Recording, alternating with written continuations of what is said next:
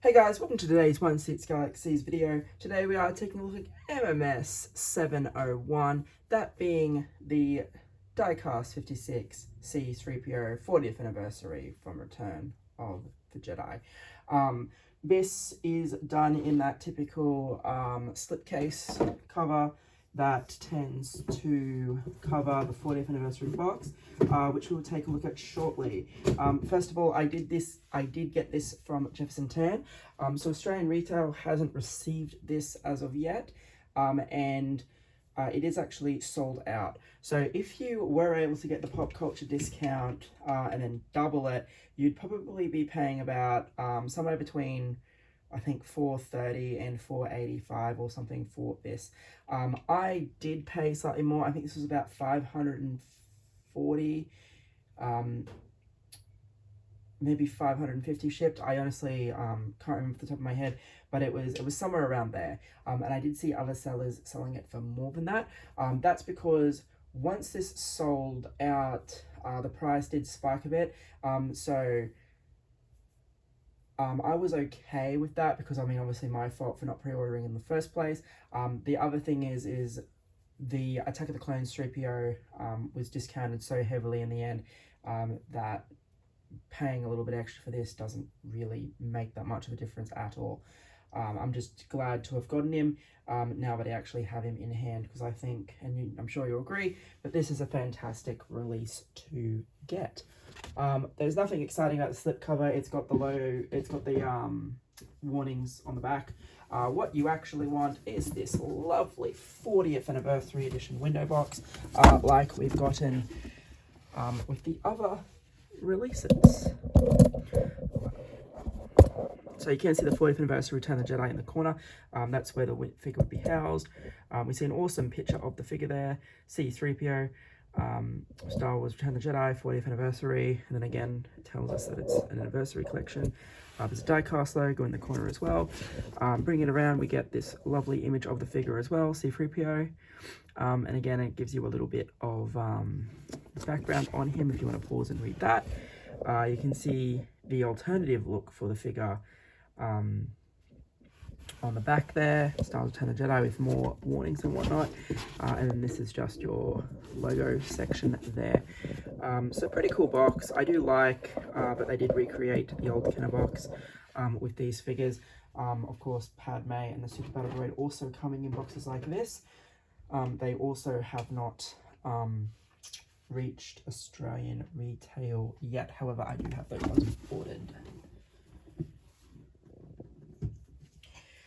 So 3PO doesn't come with too much, but I mean, it's 3PO. What really would you expect him to come with? I have seen a few people criticize the fact that it is just a Return of the Jedi release, and that maybe we should have gotten a 3PO with all the accessories to match the deluxe R2. But I think what we've got here is still a good starting point for Hot Toys, and they might release a clean version later. You'll get what I mean when I see him.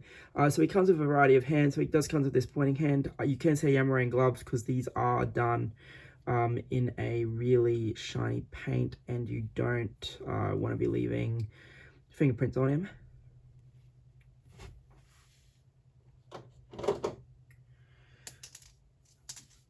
So he does come with this kind of a gesturing hand. So you can see that there are really nice details on the inside as well, showing the mechanical droid features to the hands. He then has this kind of a gesturing hand. They didn't do what they do with Iron Man and include a hand where you could just move all the fingers freely. So you do get them, they are in set poses, and then we do have this pointing hand, gesturing hand as well. And you can see that there is some real nice weathering in between the gold on a few of them as well, which is really quite cool. We do get the alternate look, so you can see that the face is pretty weathered there and the eyes are weathered. of course, the eye hanging out. You can see how it connects to the figure. We'll get to that shortly. We get a sculpted cushion for Salacious Crumb. It's, you know, like more mauve, like a more purpley type of thing. And then we get Salacious Crumb himself. I do actually like this much more than the sideshow version. He is slightly articulated too, so you can use him as you can move his leg like that, and his arms are articulated as well, which is really quite cool. But, yeah, the paint up and detailing on him is phenomenal, and he doesn't feel as easy to break as the sideshow one. Of course, the sideshow one being the polystone, depending on what version of the jabber you have. You, of course, also get the display stand. So it's got a print of the Jabber's palace there, and then it says C3PO. And then we have all that there.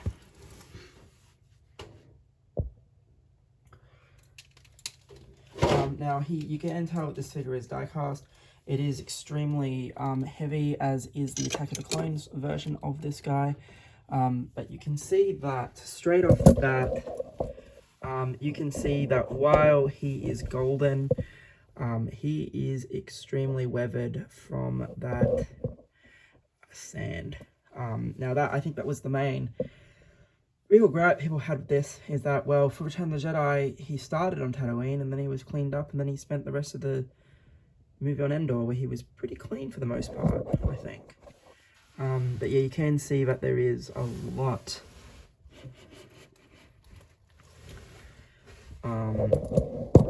of weathering. The wires are done nicely. Like, the figure itself is done amazingly, but there is a lot of weathering, and it will be interesting to see if Hot Toys does do the cash grab and do a clean one. Just to show you actually how weathered he is, if I get time, not in this video, but in a separate video, I will pull out the Tamashii, and I will do a comparison to how the Tamashii Nations is painted and looks compared to this. So you can see the seam where the electronics will go.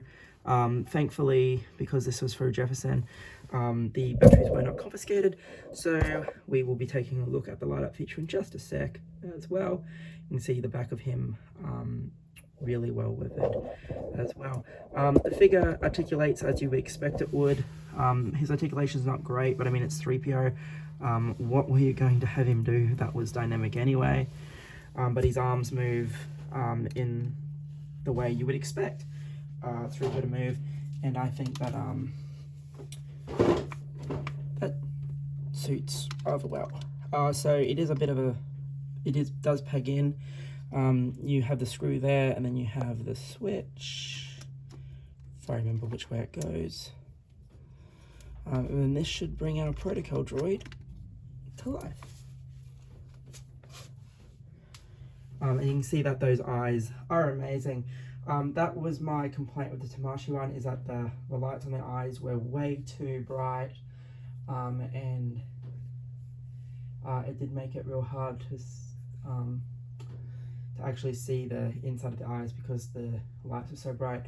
But this does an awesome job, and as said, if I can do it one-handedly, he does articulate exactly like you would expect 3PO to articulate. So there's a bit of movement here, mostly it's the up and down, and of course you have the wrist movements as well. But yeah, he does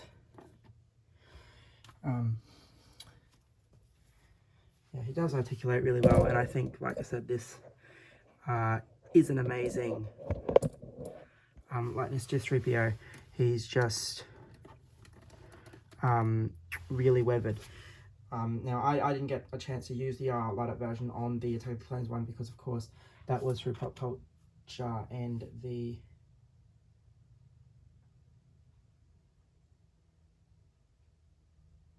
No, I apologize. No, that was through Jefferson. I just didn't use the batteries for that one, I don't think. Or maybe the batteries had already been taken out. There was some reason why I didn't use the light up feature on it, and I just can't remember why that was. But yeah, no, it definitely did come from Jefferson because it was an awesome price. Sorry, there. But yeah, no, so this is an awesome version of the figure. Whether or not you're waiting for pop culture to get this, or you got it elsewhere, I'm sure you also think that it's great. But as I said, I did see some rather high pricing for it, and as I said, like, he was a real heavy figure. So like I said, 550, 560 shipped. It's probably a high price, but a fair high price. Anything over that, you're probably paying a bit too much for this figure, because as I said, if you did wait for pop culture, you could have potentially got it quite cheaply. It's just, I did not expect this to sell out as quick as it did. Alrighty guys, this has been our look at the MMS 701 C3PO from Return of the Jedi.